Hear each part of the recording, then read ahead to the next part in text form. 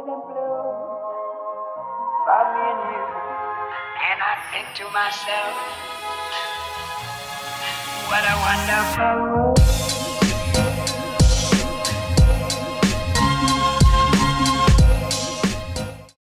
Halo semuanya, selamat datang kembali di Story Film. Apa kabar kalian semua teman-teman? Saya harap kalian semua baik-baik saja. Dan seperti biasa pada kesempatan kali ini kita akan kembali membahas alur cerita dari sebuah film.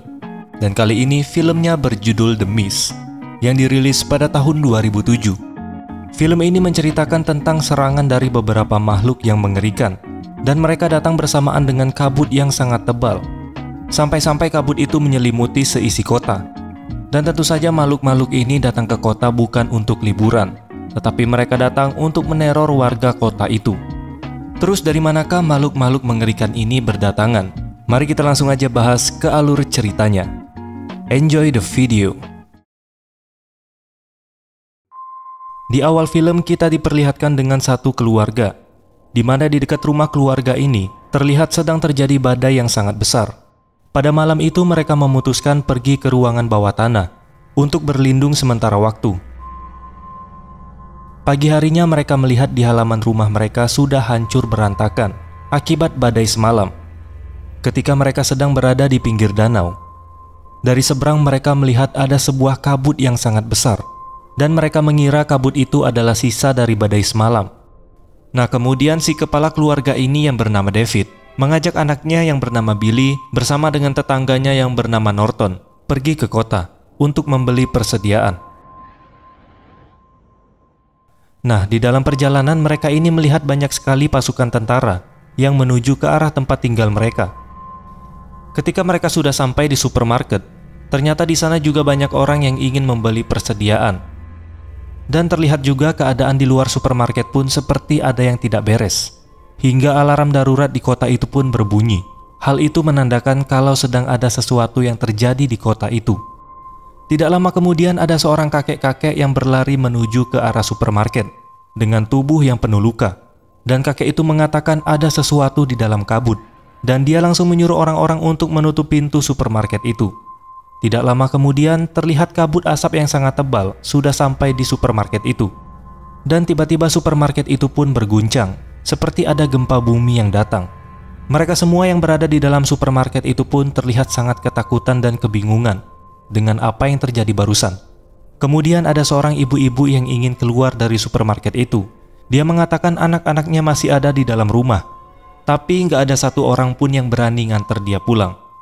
Lalu si ibu ini pun berinisiatif untuk pulang ke rumah sendirian, melewati kabut yang sangat tebal. Singkat cerita, si David pergi ke dalam gudang untuk mencari selimut. Dia merasakan kalau di dalam gudang itu dia ini tidak sendirian. Melihat ada yang aneh, dia pun bercerita kepada orang lain yang ada di supermarket itu. Tapi mereka ini terlihat tidak percaya dengan perkataan David, dan mereka pun mengeceknya bersama-sama. Lalu di sini ada pria yang bernama Norm. Si Norm ini tidak percaya dengan perkataan David. Dan dia mengatakan santai aja kalau di luar tidak ada apa-apa. Dan dia langsung membuka pintu rolling door yang ada di gudang itu. Lalu tiba-tiba,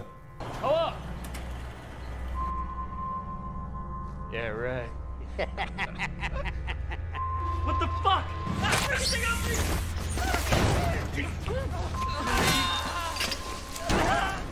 pada akhirnya si Norm tidak bisa diselamatkan. Dan dia langsung dibawa makhluk bertentakel itu keluar dari sana. Di sisi lain, si David ini berhasil memotong tentakel yang ada di monster itu. Dan sekarang akhirnya mereka semua percaya kalau di luar supermarket atau di dalam kabut ada monster mengerikan yang sudah menunggu mereka.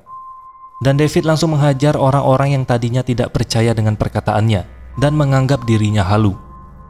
Karena di supermarket itu cuma beberapa orang yang tahu kejadian ini, David meminta agar kejadian ini dirahasiakan dan jangan diberitahu dulu ke orang-orang yang masih berada di dalam supermarket. Karena si David ini sudah tahu kalau dia bercerita ke orang-orang yang ada di dalam supermarket, mereka semua tidak akan percaya dengan perkataannya. Kemudian si David bercerita tentang apa yang terjadi di dalam gudang tadi kepada Norton atau tetangganya di dekat rumah, tentang adanya monster atau tentakel yang mereka lihat. Tetapi di sini Norton tidak percaya dengan perkataan David, dan Norton menganggapnya ini hanya lelucon. Kemudian semua orang yang ada di supermarket itu pun dikumpulkan untuk memberitahu keadaan yang sebenarnya terjadi. David menceritakan kalau si Norm sudah tewas ditarik oleh tentakel yang mengerikan yang muncul dari dalam kabut.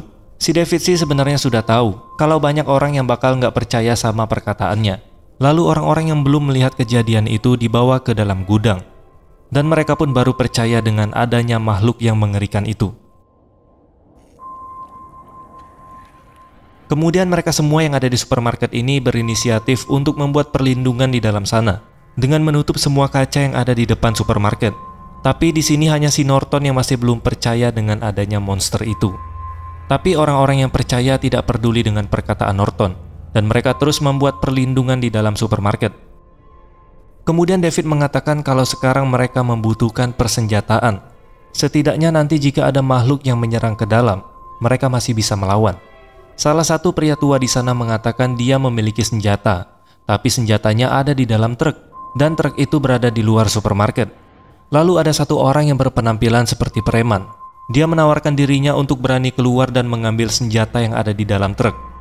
Lalu tubuh pria itu diikat dengan tali untuk berjaga-jaga jika terjadi sesuatu. Orang yang ada di dalam supermarket akan langsung menariknya. Kemudian orang itu pun keluar dari supermarket dan menuju ke arah truk. Semuanya terlihat berjalan normal, hingga pada akhirnya tali itu seperti ada yang menarik.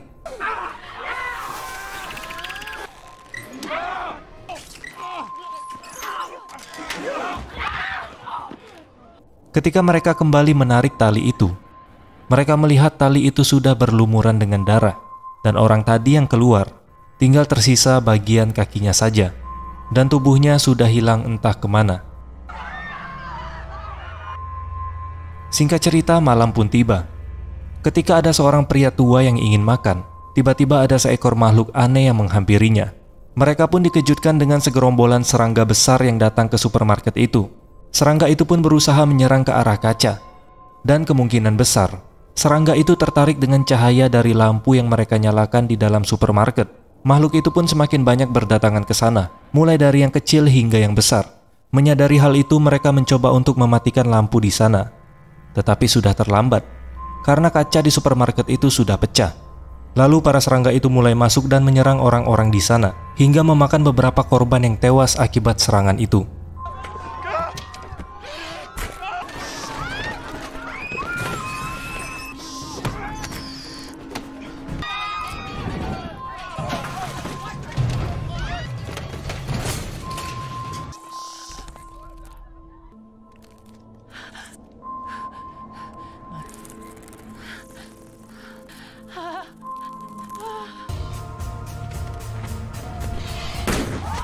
Setelah mereka membunuh semua makhluk yang masuk ke sana, mereka kembali memperbaiki sistem keamanan mereka di sana. Lalu David melihat keadaan pria yang bernama Joe. Karena saat penyerangan terjadi, tubuhnya ini sempat terbakar cukup parah. Kemudian mereka berinisiatif untuk menolong Joe dan mencari obat di apotik sebelah. Singkat cerita, mereka sudah berhasil sampai ke apotik itu dan mereka pergi berombongan. Ketika mereka sudah berhasil masuk ke apotik itu, mereka dikagetkan karena di dalam apotik itu banyak orang yang terjebak di dalam sarang laba-laba. Dan ternyata masih ada orang yang hidup di sana. Tapi sayang sekali tubuhnya sudah dipenuhi dengan telur laba-laba yang sudah siap menetas.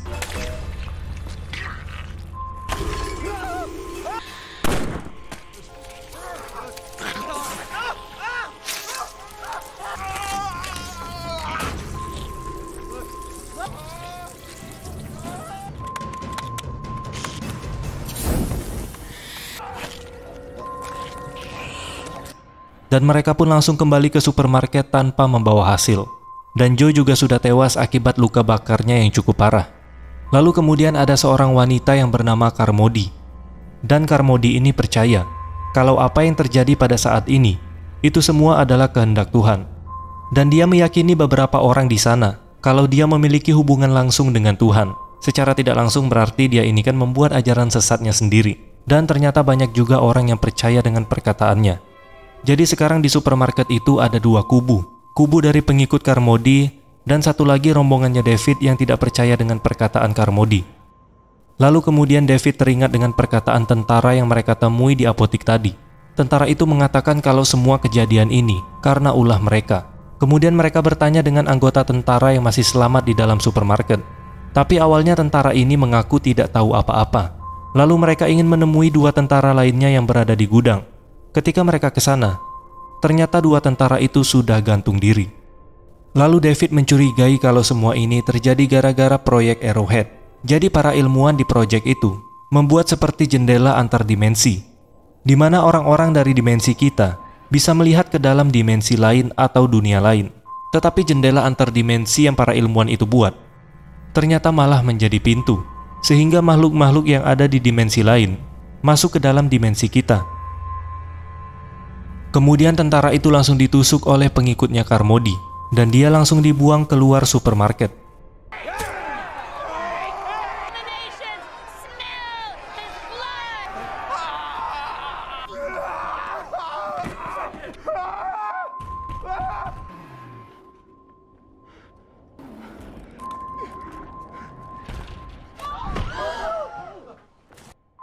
Lalu kemudian David bersama anggotanya memutuskan untuk keluar dari supermarket itu. Ternyata di depan pintu sudah ada Carmody yang sedang berjaga. Dan Carmody melarang mereka untuk keluar dari supermarket itu. Katanya hal itu melawan kehendak Tuhan. Dan menurut dia semua ini adalah hukuman dari Tuhan. Lalu si Carmody ini meminta Billy atau anaknya dari David untuk dijadikan tumbal penebusan dosa. Dan terjadilah pertikaian antara kedua kubu ini.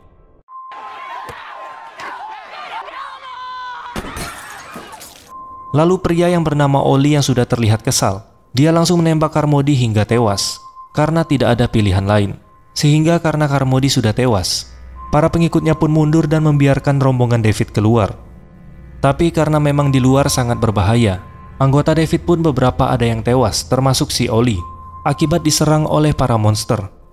Dan yang berhasil selamat dan berhasil masuk ke dalam mobil hanya 5 orang, dan mereka pun berusaha untuk pergi dari sana.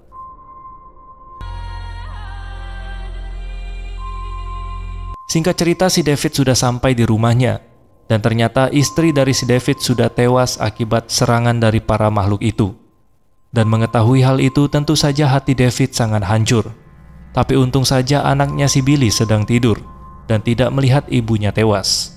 Dan sekarang mereka tidak tahu arah, dan tidak tahu mau pergi kemana, karena keadaan di kota juga sudah hancur, dan dipenuhi oleh makhluk-makhluk yang mengerikan.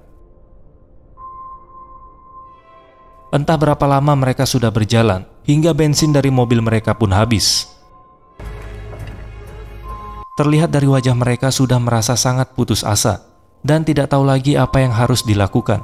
Hingga pada akhirnya si David melihat ada sisa 4 peluru dari pistolnya, sedangkan mereka ini ada berlima. Jadi mau tidak mau ada 1 orang yang masih hidup. Lalu terdengar 4 kali tembakan dari dalam mobil.